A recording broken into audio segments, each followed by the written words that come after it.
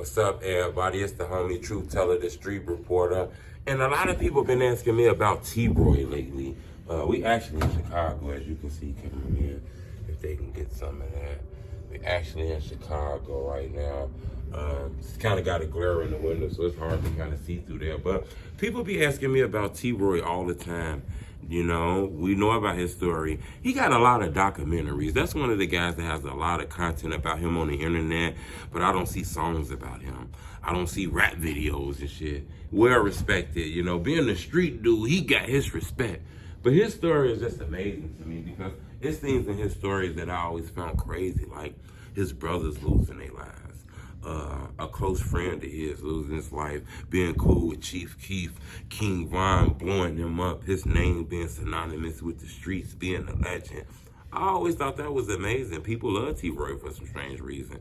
I'm gonna tell you something about T.Roy though. His death, you know, it's crazy. He was actually killed in Paxtown, like leaving outside of a store. It's a lot of rumors about what happened to him. I can't really verify that. Like I say, the internet has a way of making things seem like facts. I can't just come out here and tell you exactly what happened to T.Roy and tell you that that was a guarantee. We actually in Chicago right now, so they want us to put our face masks on, so I gotta put my mask on right now. But and I noticed that, you know, the love that T.Roy get, you know, we see like K.I. get that love too. These are like some of the most famous people in the drill culture to never rap. I'm gonna tell you something somebody told me, and it's some real shit, you know. Because T.Roy got their reputation, you know. Sometimes these guys be living in these communities filled with so much gang territory, so much despair, so much depression, so much thug shit going on in these hoods. It be hard to escape this shit, man.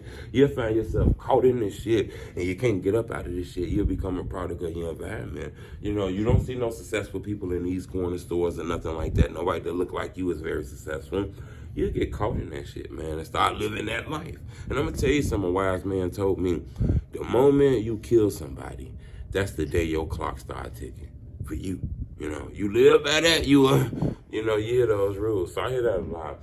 A lot of people always think a lot of these Chicago people are just so bad. And I'm not saying they not, but, you know, like I say, the criminal ain't always the person that'll That ain't always the criminal. Sometimes the criminal is the person that'll put you in a position to live criminal to survive. And I tell people that, you know. That T.Roy story, the whole Oblock story, I just find crazy how a lot of them young men came from that. A lot of them young men came from that struggle, man, and kind of blew up, you know. I don't find it surprising that, you know, that side of town started blowing up on the rap shit, you know. Looked like they was giving them guys an opportunity to change their lives, but sometimes this street shit will get you caught up, man. Sometimes you can be caught in this shit so hard where a different life almost like a myth. A motherfucker won't believe that shit. You know, I know motherfuckers in Chicago who ain't never been downtown. And that shit is in Chicago. Just think about that. They'd have been stuck in their hood so long, they ain't never left out of their hood, man. Like they 3, 4, 5 block radius, that's all they know, man.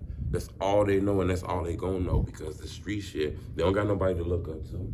You know, and a lot of people out here don't understand that, man. If you want to help the young people, then you gotta listen to their music. You gotta know what they talking about. You gotta listen to them. You can't always act like they don't know what the fuck they talking about. Cause the city of Chicago is fucked up.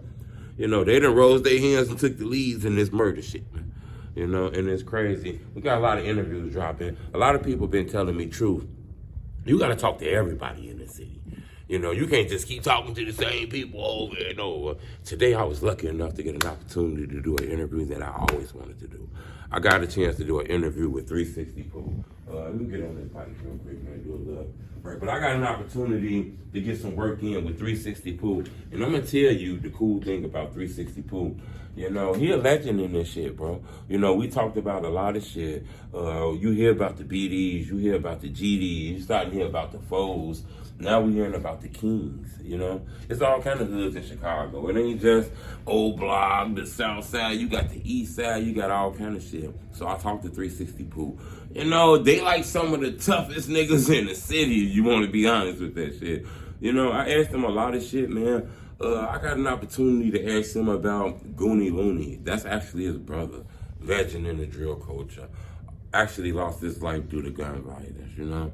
I had an opportunity to ask 360 Pooh things about that. And he didn't run from me. He kept it 100. This one of them classic interviews. This had that drill feel to it. You know, he had Fast Money Sonny with him, so we sat down and chopped it up. I can't wait to show y'all that. I don't need no donations. Keep them to yourself. It's hard out here, man. I appreciate the love. It's only True Telling the Street Report. Now let me get this exercise, man. Bleh, bleh, bleh, bleh, bleh.